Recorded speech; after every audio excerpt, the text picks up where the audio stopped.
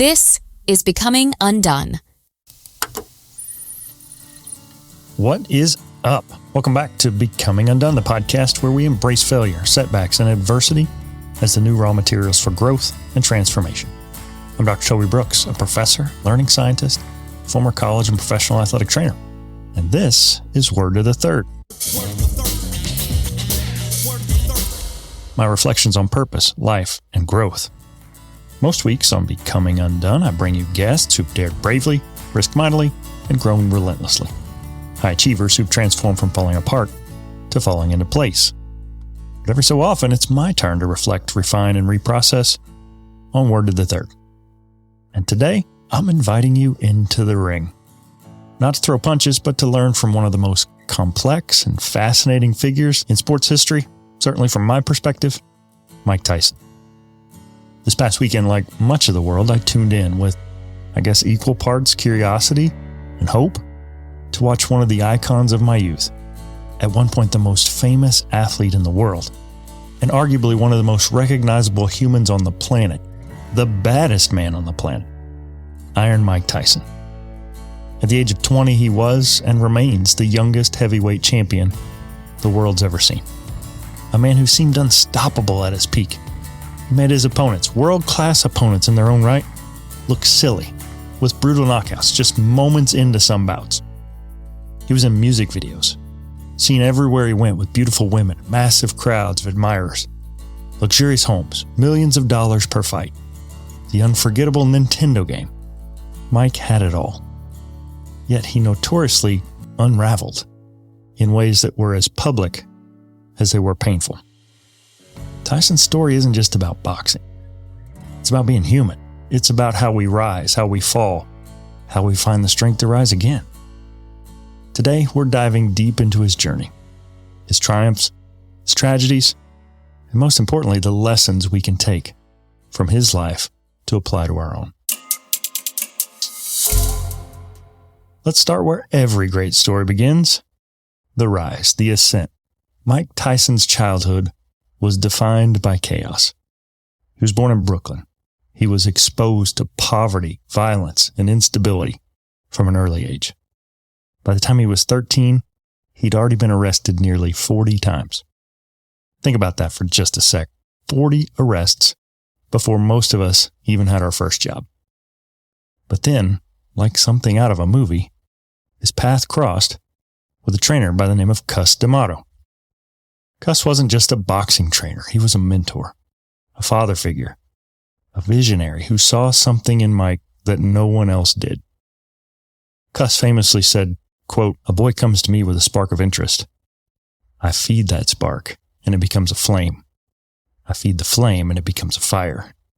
I feed the fire, and it becomes a roaring blaze." End quote.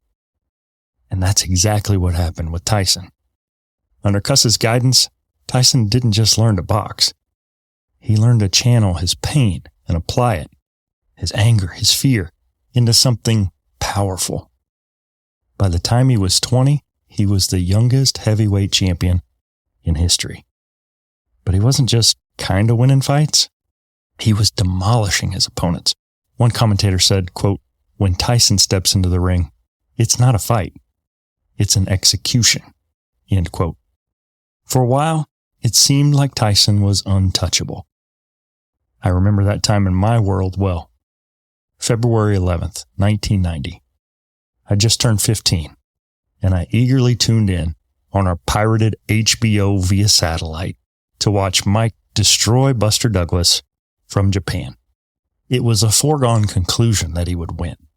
He came in at 37-0, 33 knockouts. Although I didn't have a Nintendo, my friend Brian did. And we'd played Mike Tyson's Punch-Out on his system for over 2 years.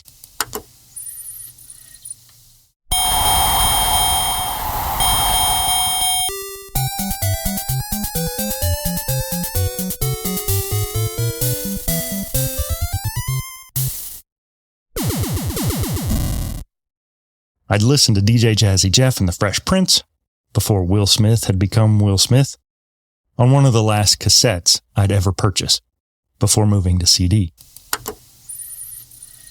I'm rough like a freight train, smooth like ice, and yo, Jeff, straight up, I think I can beat Mike Tyson. Man, you can beat him, man. Yo, man, word. You can beat him, man. You know, I put on a couple pounds, man, we can do this, man. Mike was everywhere. Women wanted him. Dudes like me wanted to be him. But as we all know, from our perspective of 2024, no one's invincible. Not even Iron Mike. He was headed for a collapse. He's been a whole different person than the one every boxing expert expected to see here. It appears that Tyson is virtually a one-eyed fighter at this point. A desperate one-eyed fighter. Rolling willingly just to try to get in the shot that will finish things in. Oh, the uppercut. What an uppercut by Douglas, and down goes Tyson.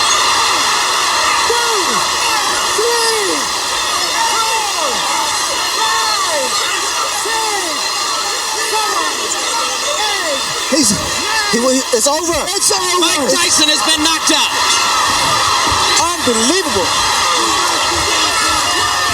Let's go ahead and call it the biggest upset in the history of heavyweight championship fights. Say it now, gentlemen. James Buster Douglas, undisputed heavyweight champion of the world. To the world, me included, the loss to Buster Douglas was a shocking, nearly unbelievable turn of events. Las Vegas wouldn't even put odds on the fight at first. It finally came in at a 42-1 favorite to win. How could our hero in the all-black trunks with the no-show socks fly to Japan and lose to some dude we'd never heard of? This indestructible, undefeated, chiseled specimen of an athlete had flown around the world for what we all thought was a glorified tune-up sparring session before facing off with Evander Holyfield later that year. Except Douglas had other plans. You know, Buster Douglas may be a topic for another episode. But while the turn of events was shocking in a pre-social media world, Tyson's unraveling wasn't a single event. It was a series of cracks that widened over time. We hadn't seen his growing drug and alcohol problems. We'd only heard whispers of his marital issues. His father figure Customato passed away in 1985, and with him, Tyson lost a lot more than just a coach.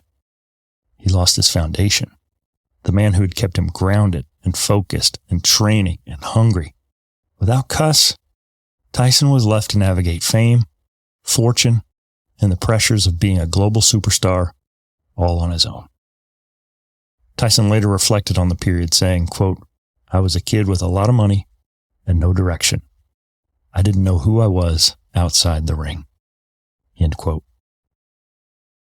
Those early cracks turned into fractures as Tyson's personal life spiraled out of control. His tumultuous marriage to Robin Givens was all over the tabloids, with accusations of abuse and violence. My grandma used to buy the National Enquirer, and I would see Mike on the shabby covers at her house. His entourage grew, filled with people who took advantage of it. And then came the ultimate blow. In 1992, his conviction for rape. Tyson was sentenced to 6 years in prison, ultimately serving 3. The world watched as Iron Mike Tyson went from being a champion, arguably the greatest of all time, or at least headed that way, into a cautionary tale of wild excess, life lived fast, wild, and reckless, and a sad abandonment of the discipline and the work that had triggered his success in the first place. Sports journalist Jerry Eisenberg once wrote, quote, "Mike Tyson was the American dream gone wrong. A man who had everything and lost it all because he couldn't escape himself." End quote. For Tyson, prison was rock bottom. He later said, quote, "Prison was the best and worst thing that ever happened to me. It stripped me of everything, but it also forced me to face myself." End quote. Hearing Tyson's words reminds me of my own moments of reckoning. Maybe you've had those moments too. Times when life forces you to confront the reality of your own choices, your own identity, and your own future. For me, there was a time early in my career where I thought I was heading for my dream of working in the NFL. I'd moved my wife and daughter over 1,000 miles to Virginia, to get aligned with a coach who'd played in the league and was well connected. The model at the time for athletic trainers was to get a job working with an up-and-coming staff and ride with them to a major college or pro job. I thought I was on the right track, but after a 2-5 start, I felt the wheels coming off from my dreams. I hadn't seen my family in weeks. I was making next to nothing, and the financial problems were just getting worse. To top it off, our team was not doing well. And not only would my coach not be taking some big job and taking me with him, he might not even keep the one he had. I remember sitting alone in my office one night after the team had just cleared out. It was already so late that I knew I'd missed Brennan, not even 2 years old, yet again, in bed, asleep by the time I got there. I was hungry, and I knew we didn't have enough money in our account for me to even buy a cheeseburger on the way home. I will never forget staring at the wall of my office and thinking, is this it? Is this what I'm supposed to do? These moments are brutal, but they're also where the real work begins. Now let's talk about redemption. Tyson's comeback wasn't just about boxing. It was about finding peace with himself. After serving his time, Tyson returned to the ring, but the old fire wasn't there. He had some wins, but they weren't the same. Then came the infamous bite fight in '97, when Tyson bit off a piece of Evander Holyfield's ear. That moment became a symbol of his frustration, his pain, and his unraveling. I'll be honest, that Douglas fight had changed me. I realized Mike was human. I'd put him on a pedestal in my mind, as did much of the world, and eventually he came crashing down. Here's the thing about the crowd. Everyone loves a hero and a rags-to-riches story, but no one likes someone who always wins. Think Tom Brady or Patrick Mahomes. The only thing people seem to enjoy as much as the story of a hungry young challenger on the rise is a champion who gets humbled. Honestly, I haven't really followed boxing since. I followed Mike from a distance. I watched and rewatched the 30 for 30s, Chasing Tyson and 42-1, and I watched another documentary about his life after retiring from boxing. Thing is, he's far more complex than that purpose-built, indestructible weapon of mass destruction we were all fed in the 80s and 90s. He's come undone, spectacularly and publicly, on more than one occasion. And by most accounts, he's found peace, and he's done some hard work, in private, over the years, to put himself and his life back together. Over the years, Tyson began to confront his demons, his addiction, his anger, his past. He got sober. He sought therapy.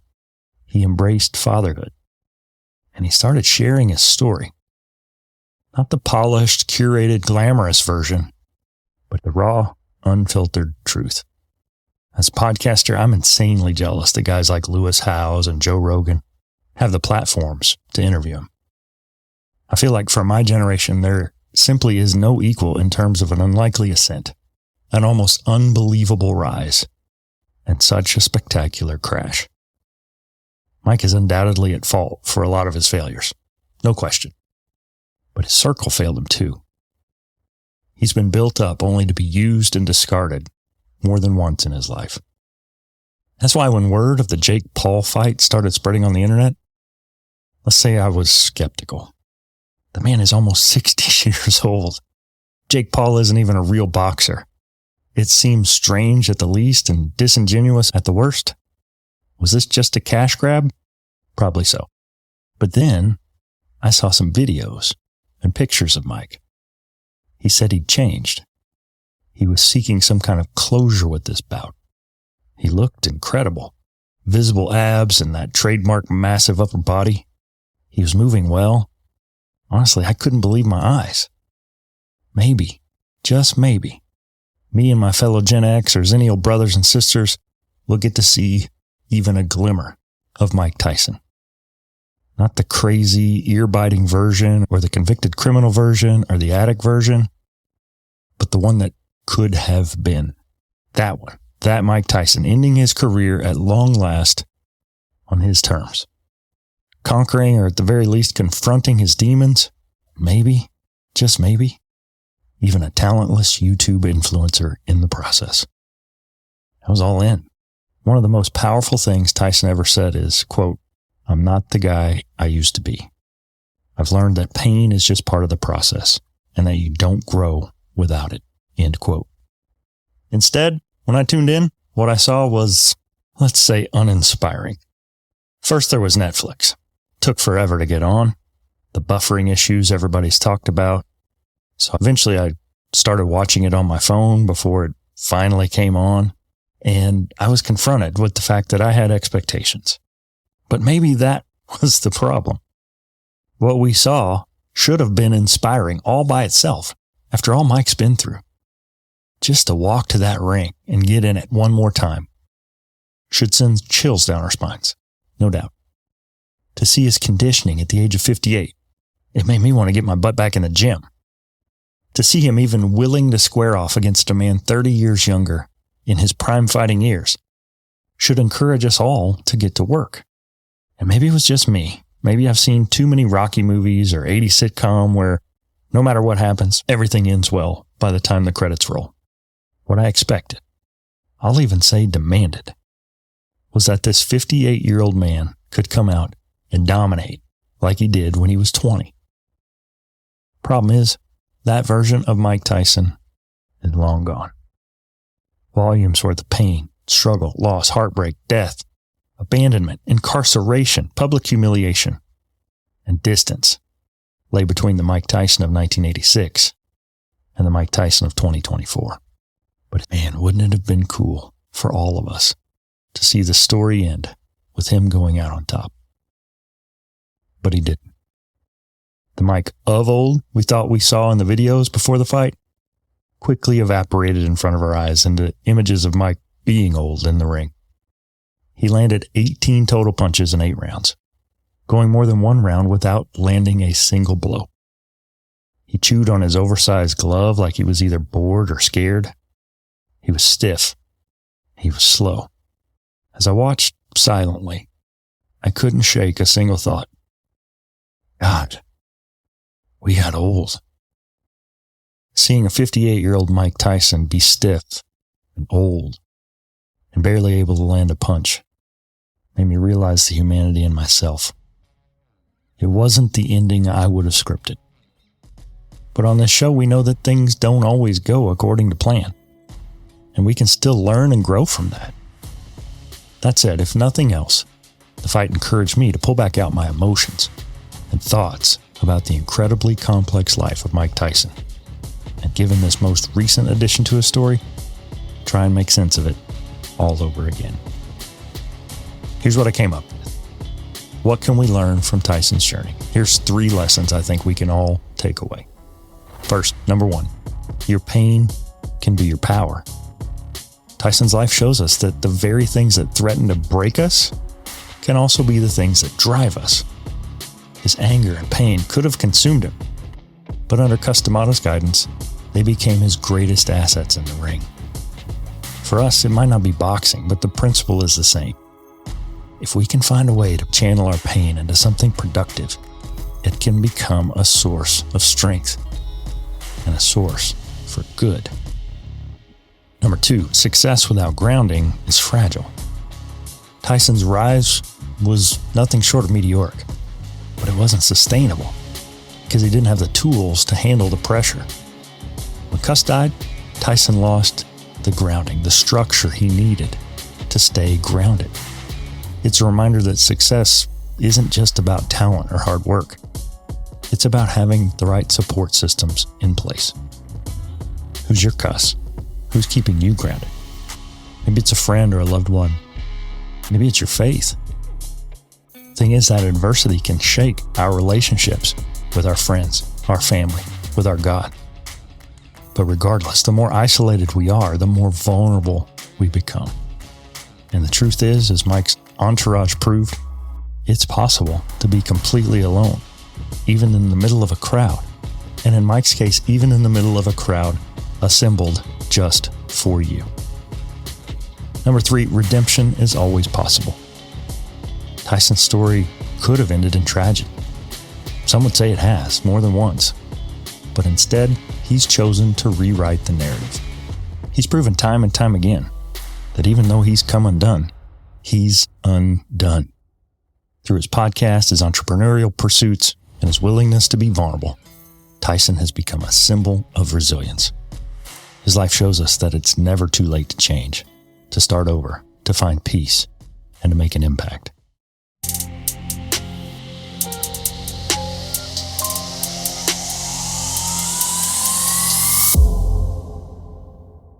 So where are you in your journey? Are you at the top, riding high on success? Or are you in the middle of the fall, wondering if you're ever going to be able to get back up? Or maybe you're somewhere in between, trying to figure out what's next. Wherever you are, remember this. Your pain can become your power. But you need to be honest with yourself. Lean on your supports. But above all else, keep fighting.